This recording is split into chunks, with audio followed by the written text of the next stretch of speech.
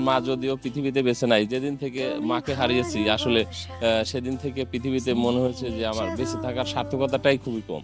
মা যখন বেঁচে ছিল প্রতিদিন রাতে আসলে খেয়েছি কিনা, প্রতিদিন আমার মা রাতে একবার আমার কাছে শুনে তারপরে ঘুমাতো।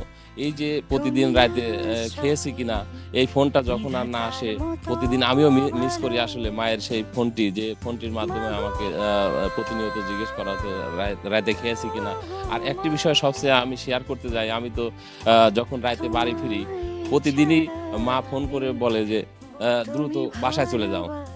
আমি প্রতিদিনই বলি কাল থেকে দ্রুত যাব। আসলে এটাই আমার একদিক দিয়ে যেমন আবেগ, ভালোবাসা এবং মায়ের প্রতি শ্রদ্ধাটাকে বাড়িয়ে দেয়, যে প্রতিদিনই আমি বলছি কালকে রাতে একটু দ্রুত বাসায় যাব। কিন্তু ওই ফোনটা আর যখন আসে না তখন আসলে মাকে মিস করি, যে এই এই যে মুহূর্তটা, যে আর কেউ এখন বলে না যে প্রতিদিন রাতে দ্রুত বাসায় ফিরো। এটাই আমার কাছে খুব স্মৃতির মুহূর্ত।